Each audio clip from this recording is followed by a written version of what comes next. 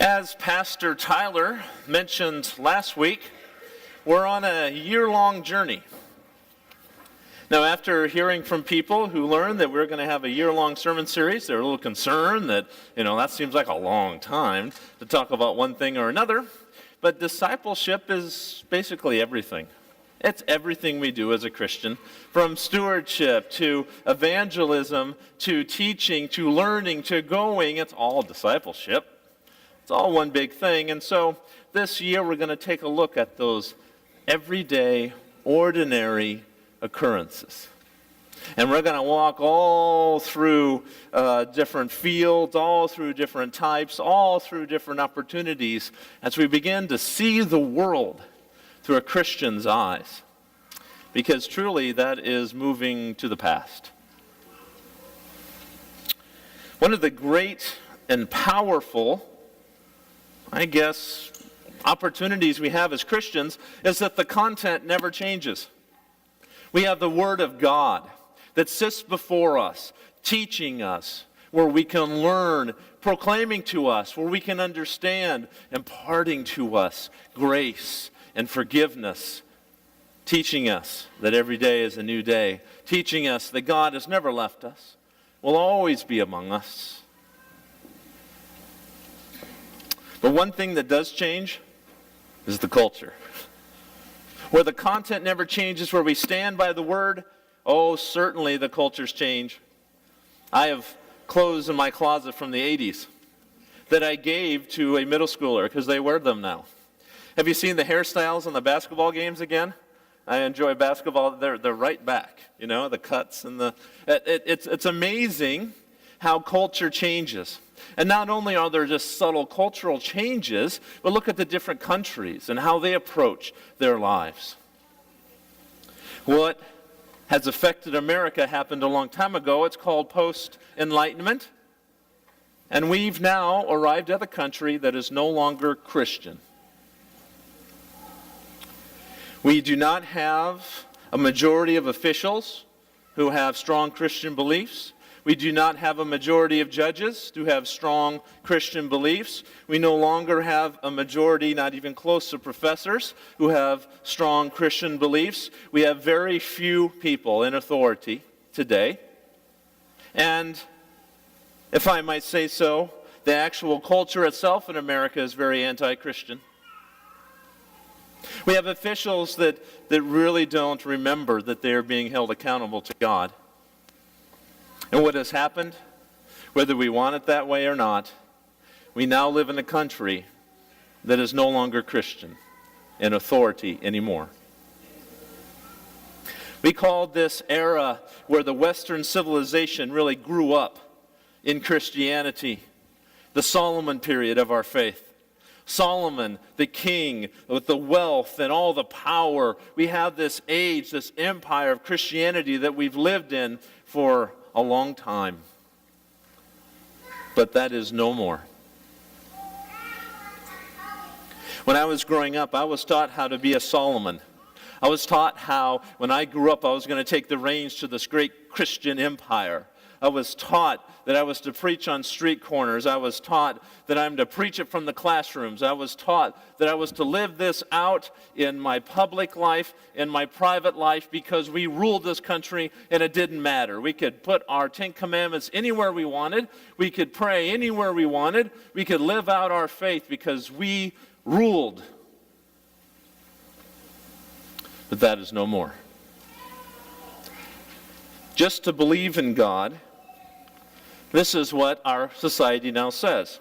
Those who believe in God are politically incorrect, they are intolerant, they are absolutely ignorant, they're old-fashioned, and they're uninformed. That's what the world, and quite a few in this country, think of you sitting here today. You are outdated, and you all are in exile.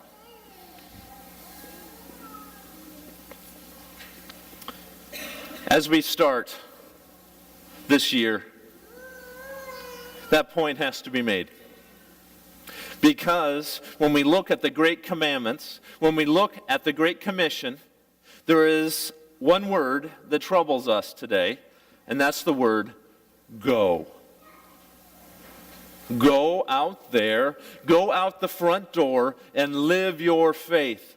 And when we think that this is Solomon's era where we can just go out there and no one will ridicule you, you'll go out there and people will listen, you go out there and you can live out your faith in peace, you are wrong.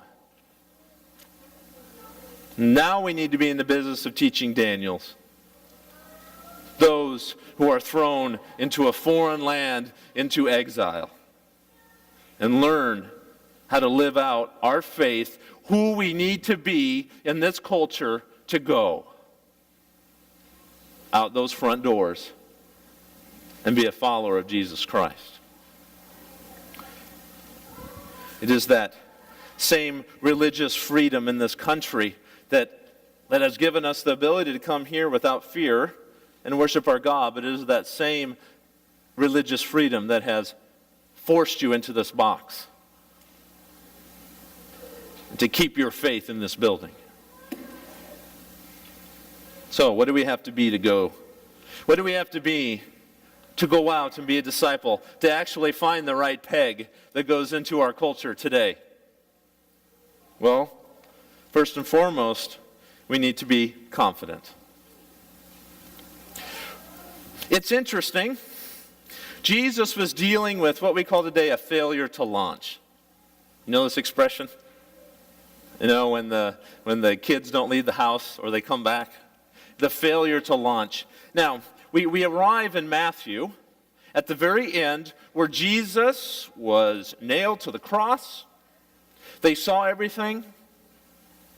He was raised from the dead.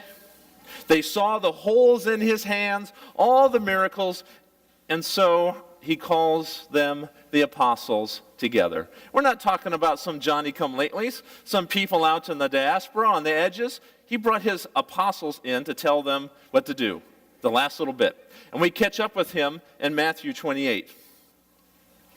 Now the 11 disciples went to Galilee to the mountain to which Jesus had directed them. And when they saw him, they worshipped him, but some doubted. What do you got to do? He was raised from the dead. They saw the holes in his hands. He did all the miracles. He gave them the word. He did all this in their life, and still they doubted. That's called failure to launch. And so Jesus gave us this commission, but I want us to look at it. Look at especially two pieces, because he wasn't trying to punish us or correct or scold. He was trying to give them confidence. And so Jesus said this: all authority in heaven and on earth has been given to me. Go, therefore, make disciples of all nations. In the Greek, you can also say, go, therefore, discipling all nations, baptizing them in the name of the Father, and of the Son, and of the Holy Spirit, teaching them to observe all that I have commanded. And behold, I am with you always, to the very end of the age. Do you see the two pieces? Jesus is saying, it's going to be okay. All authority in heaven and earth belongs to me. It goes all the way back to the Ten Commandments. I am your God. I am God. It's going to be all right. Now go get them. Go out those front doors. Go launch yourself. Go out there. And then he ends with comfort, doesn't he? He starts with a bit of comfort, and he ends with a bit of comfort. And behold, I'm with you always, to the very end of the age.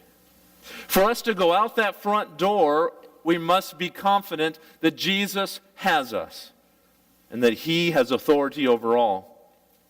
One of the great writings for us in our time period, in our era of exile in a non-Christian nation, is 1 Peter. Now, can you imagine the first Christians? There was no quorum. There was no special power given to them by the state. As a matter of fact, it would take hundreds of years before they would have any legitimacy and any protection really at all. And so they were few, they were being attacked, they were thought of as politically incorrect, ignorant, intolerant, old-fashioned, and out of date. Same as us today. And so they wrote to Peter saying, why are we suffering? I thought when you believe in Jesus Christ, everything gets easy. Everything gets easier, but people are ridiculing us. They're on us. But obviously they did something right. That's why we're sitting here today. But they wrote to Peter saying, what can we do? And look how Peter responds to these exiles. Look how he responds to us. Let's read just the first 5 verses. Peter, an apostle of Jesus Christ, coming out swinging, to those who are elect exiles, according to the foreknowledge of God, in the sanctification of the Spirit, for obedience to Jesus Christ, and for the sprinkling of his blood, according to his great mercy. Hang in there. I know this is a lot. We'll come back. According to his great mercy, he has caused us to be born again in a living hope through the resurrection of Jesus Christ from the dead, to an inheritance that is imperishable, undefiled, unfading, kept in heaven for you, who by God's power are being guarded through faith for a salvation ready to be revealed in the last time. Peter's first thought to these exiles who were being persecuted in their own land: hey, you were chosen. Does anyone here want to be left out? Does anyone here not want to be part of the group? Doesn't want to fit in? How many of you wanted to be ridiculed? How many of you wanted to be bullied or pushed or punched? Nobody wants that. But God elected you for that. You were drawn out to be here this morning. Do you think you with your own will got you up and here this morning? You are the elect exiles, whether you like it or not. You are Christian. And he did this because of his foreknowledge. He knew you. God knows you.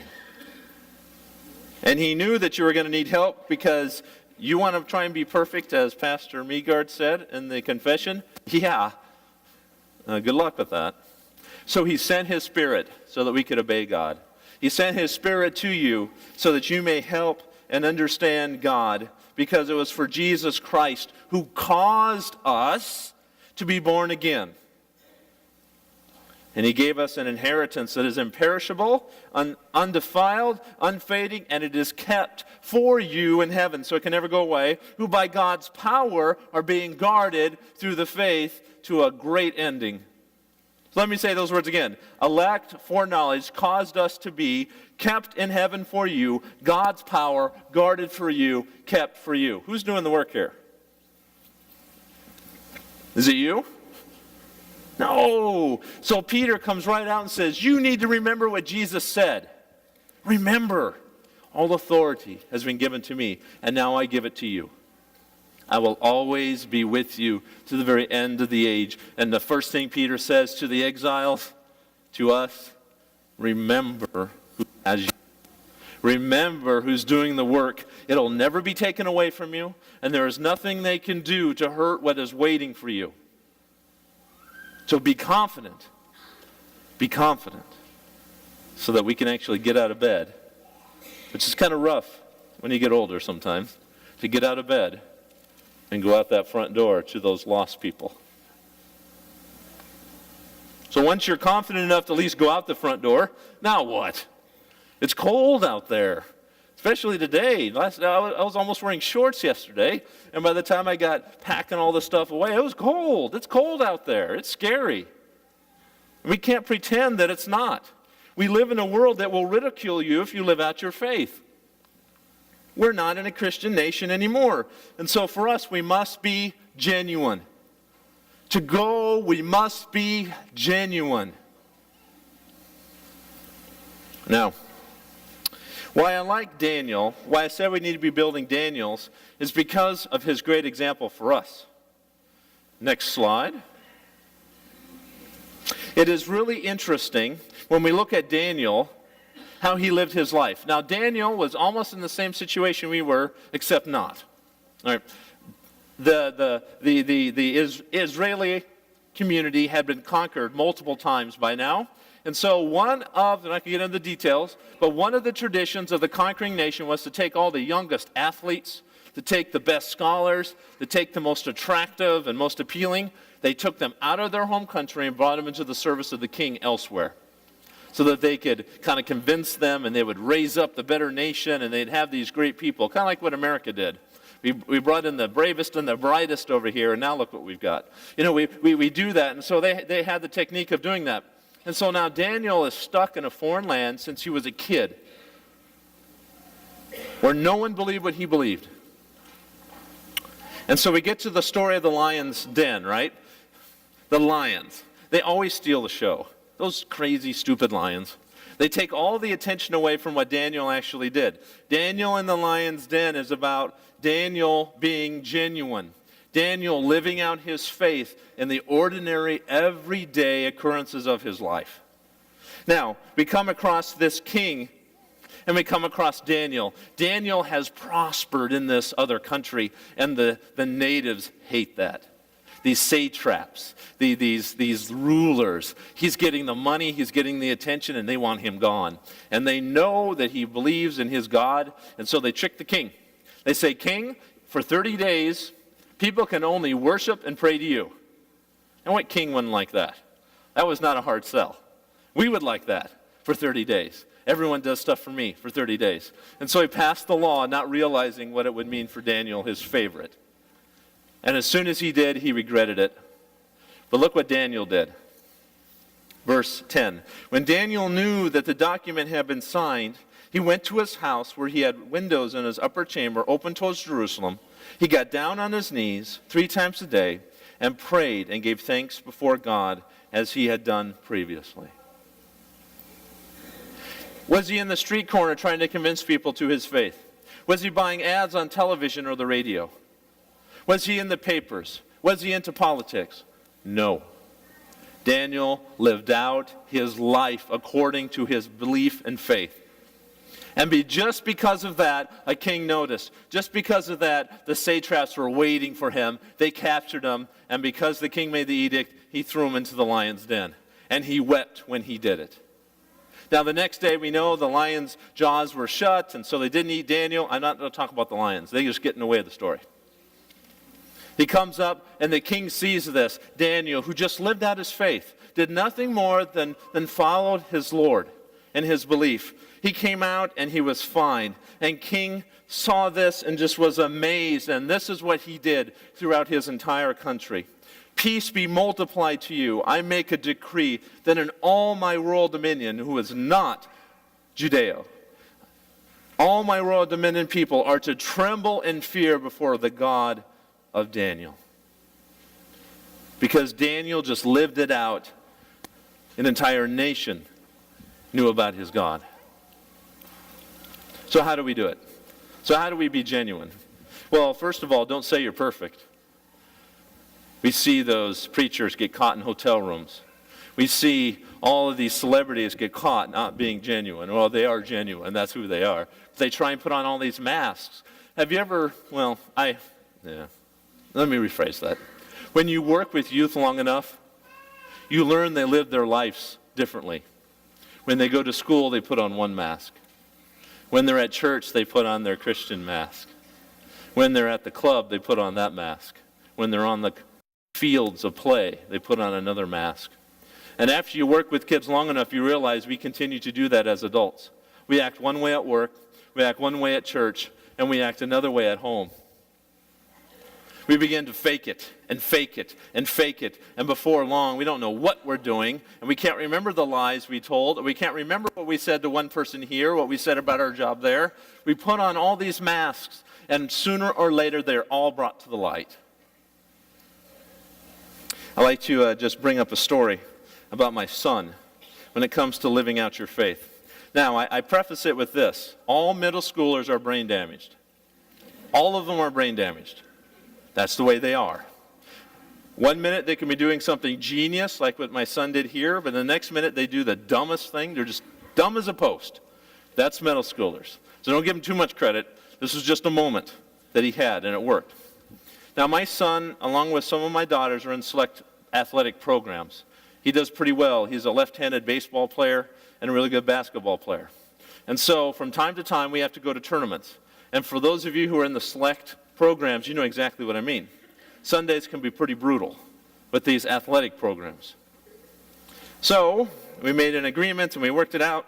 Well, I'm going to take time off on Memorial Day. It's kind of a big baseball weekend. And so we go down. I'll take time off this year too. And we go down and play. Well, somehow, as he got older, this is baseball players, and I think a lot of athletes, they have these superstitions, which aren't good sometimes. But he got in his head, if he misses Sunday, if he misses weekly worship, he won't play well. It works. I'm going to tell him that, that's not true. But if it works, it works. And so when we were down in Kansas City 2 years ago, he made a decision. He said, Dad, grab the hymnal, grab your communion kit, and we're going to have worship in the hotel room. He didn't invite anyone, but every morning, at least the morning for the game, the team would go out and have breakfast and they would do something. He excused himself from the team. We went to the hotel room and we worshiped together. That was great. It was fun. He went out and he did really well that weekend. The next year, people asked Mark, what's this all about? Last year we had 2 more families join us in the hotel room. And we worshiped together. We had communion together. The 3 families excused themselves from team activities, and they worshiped. Now, I beg your patience because we got to go to the third B, if you flip it over here, to finish the story. By that time, the team was curious. What are you doing? And so Mark had to be prepared to tell them. We have to be confident enough to do it. We have to be genuine about what he's doing. Mark's not trying to convince anybody to worship with him. They know him, and so they went and did what he was doing. And when they asked Mark, why are you doing this? Now, I think he remembers, but I remember the words exactly, and so I wrote them down. Why did you do this, Mark? This is his reply. God is my strength. When I go to worship, I remember that. That was that kid's response. And because of that kid's faith, I was able to actually perform the marriage of one of the couples who had a kid in our baseball team at the church.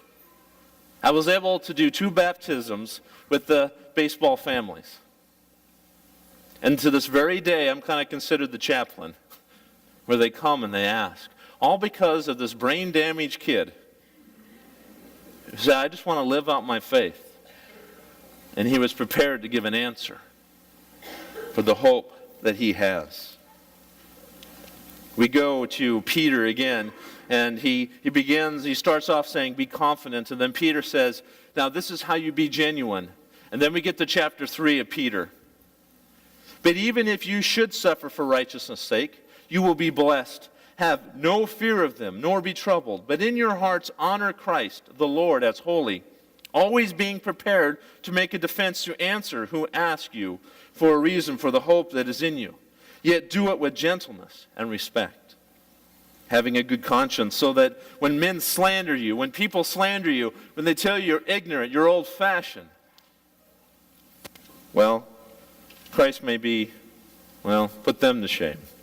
For it is better to suffer for doing good, if God so chooses it, than for doing evil.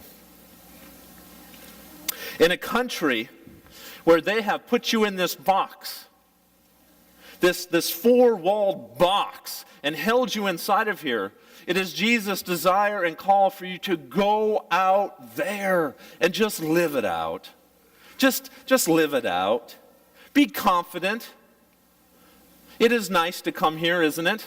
To know you will be accepted and not ridiculed. But our command is to go outside these walls. And when you do it, be genuine. If you pray before you eat, don't be afraid to do it at a restaurant. Don't be afraid to do it in the school cafeteria. Don't be afraid to do it at work from time to time.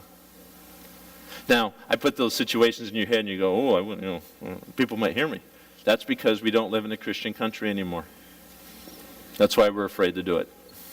You're in exile. But know this, God is with you. God has you, and there's nothing that can change that. He is for you, has always been for you. And because of that, we go